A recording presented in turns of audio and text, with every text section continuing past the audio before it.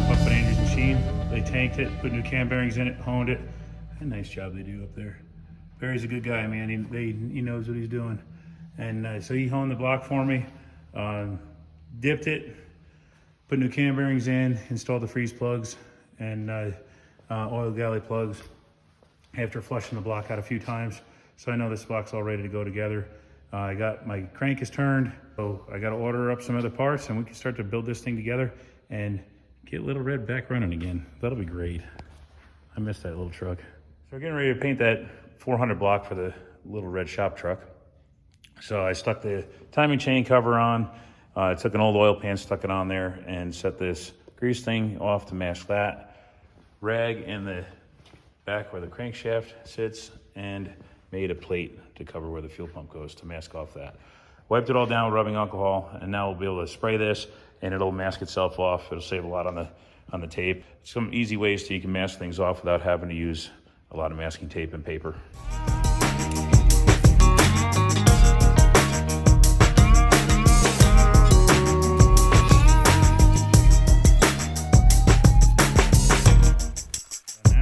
Top part, I threw a set of the old cylinder heads that are not running on there to act like a mask for the cylinder for the cylinders themselves, and then a little bit of masking on the china walls and some newspaper, and we're all matched and ready to go.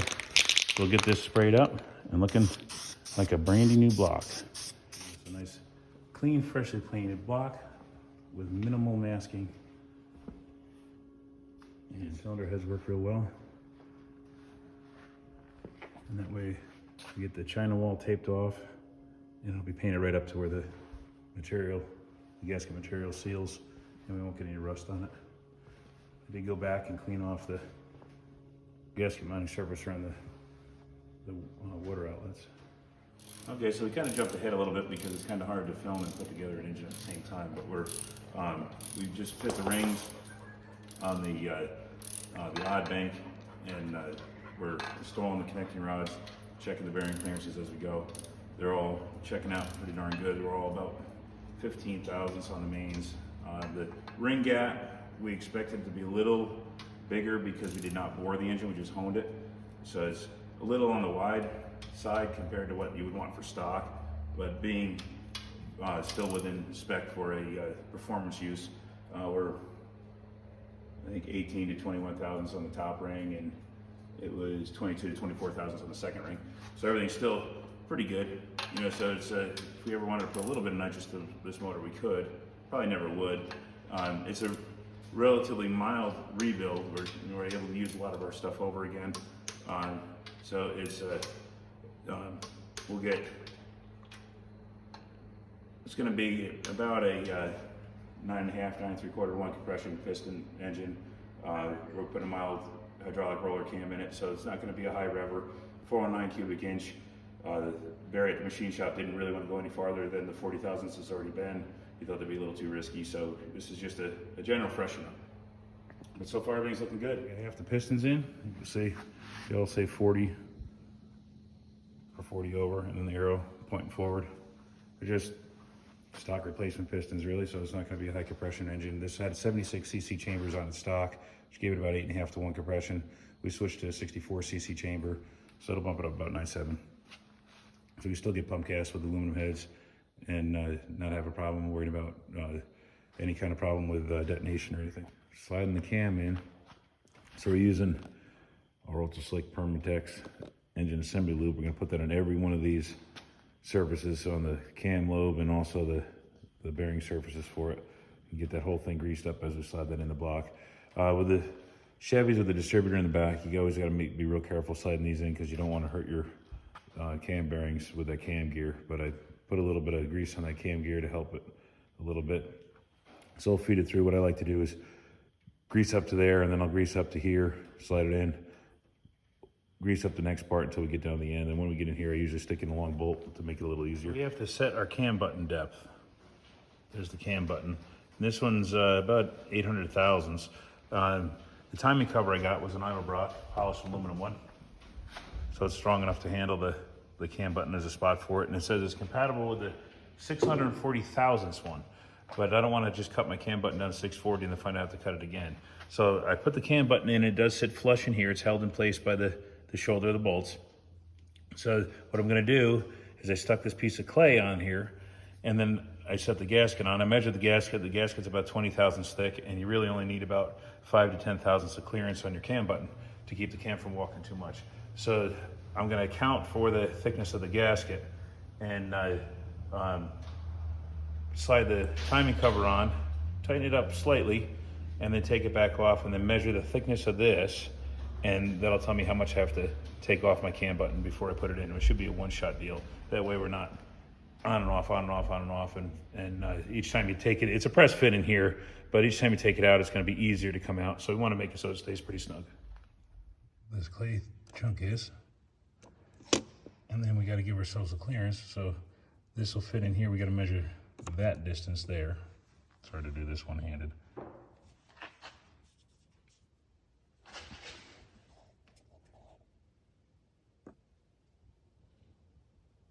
So we got a little bit of clearance there. Put a chamfer on it already, so I'm gonna go to a spot where I missed the chamfer. Let's see. There is just about 10 thousandths of clearance. If you measure it, so we have 10 thousandths of clearance there. By the time we torque everything down to spec, that'll suck it in and make it a little tighter. That should be about right. Give us our 5 to 10 that we want. All right, so doing what I did got us close on that cam button, but it was still off by a little bit, so we're moving slowly. So what I'm gonna do, instead of having to take it in and out and in and out and in and out, I did this. Covered it with a plastic bag, poked the spot where it's gonna come through, and then I could use our little Zub right angle grinder and just take a little bit off, pull the bag off, check it, and get it nice and close this way. Now, I just knocked it down. I got it so the cover just about sits flush with the gasket in place. So I'm gonna take a little bit more off, and then we should be good. Then we'll bolt it down and check for play. And as long as we have the 5 to 10 thousandths of clearance, then we'll be good to go. If not, take a little bit more off and keep moving it out. I'm doing it this way. I know it's just nylon, so if it gets in the engine, chances are it won't hurt anything, but I don't want to get it in there. So by putting the plastic bag over it, we're only taking it off this very end, and you can see this black dust from grinding on it gets caught on the bag, so it does not get in the engine at all. Here, I measured it with a dial indicator, and we have about 9 thousandths clearance, so we're right where we need to be. It'll work out perfect. So we set our dial indicator up, and we degreed the cam in. We got it installed pretty much straight up, so it's ready to go. I just have to put some Loctite on those bolts, and then I can start to button this motor up. It'll be great. We can put the fuel. So this is that Edelbrock timing cover, and these little spots here, if you're using these, make sure you knock down the flashing off that. There was quite a bit of flashing. I just knocked it down with a little whiz wheel, and make sure that that's clean before you put it on there, and clean up any of the stuff on the inside before you bolt the timing cover down. I was not real happy with that flange there. I had some rough stuff, so I had to knock that down too. But it should seal good now. Get our balancer on with the markers on, our lower pulleys on. This is torqued down to 60. So you can see what I did, because the chrome kind of gets hard to see. I put a red line on there, plus we got our timer tape, and it's marked just in case the tape comes off, is every 10 degrees, which helps. And then this balancer has a groove every 90 degrees, so I put a little red paint in there. It doesn't stand out real big, but at least that way you can see it. Bring it around and the different cylinders, and at least have an indicator on it. So it's starting to look like an engine. All right, so I got the oil pan bolted down. The oil pump, I welded the pickup on. I always do that. I know a lot of people don't, and I've actually found pickup tubes in the bottom of pans before they fell off. So you definitely want to tack weld it on there. You don't have to perimeter weld it. Just after you fit it and check the clearance, make sure you tack weld that pickup tube on there if it's not a bolt-on type, because you don't want that falling off. That would be a bad thing. But we use that Felpro reusable pan gasket. It's all one piece, so those things are great. I also use blue Loctite on the pan bolts. I've had those loosen up on me in the past on other engines. So a little bit of blue Loctite will hold that pan on there good, and then those bolts will never loosen up. Cylinder heads are all torqued down. We got ARP fasteners holding them down. ProMax says torque them to 80, so we torqued them to 80. Our competition cams, pushrod guide plates, Howard springs, ProMax retainers and keeps. So we're all sitting here looking pretty, all torqued down. So the next thing we're gonna do is we're gonna put the lifters in. I'm gonna put the fuel pump on first. That way I can tilt the motor before I put the lifters in, because I gotta order my push rods yet. But we gotta set this up and check our valve train, make sure that everything sits pretty much centered on the valve. But it's really starting to look like a pretty nice looking motor right now. Pretty happy. This engine should run pretty nice. So we're soaking half the lifters in the oil right now to let some of the air get purged out of them, so they have some oil in them. We're going to prime it as well, so it'll be pretty good. But we're going to soak these guys in there for a little bit, and we can slide them in. I think I can do this right now, and I'm just going to tip the motor as much over to put the fuel pump on before we get the push rods. All right, so we got our rocker arm, Summit roller rocker, and we got our adjustable push rods that we got from Howard's. They were, I think, like $16 for the push rods. So what we want to do is make sure that this wheel sits nice on top of this, top of the valve head. So we want this to ride across it. So as this pivots, it's going to change a little bit. And as it compresses that down, you want to try to get that so it's rolling right on top of that valve. We want to keep the sweep right about as centered as we can get. So what happens is this head is, the valves are about 80 thousandths longer, so we're gonna have to get a longer push rod than what Howard's recommended for its stock length. They said start about 7,200, so we need something probably 7,250, maybe 7,300.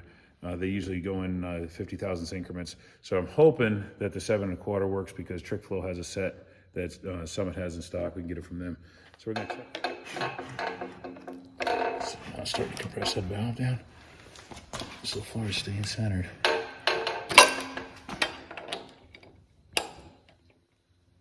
Yes, we're almost at the peak. That's staying pretty centered.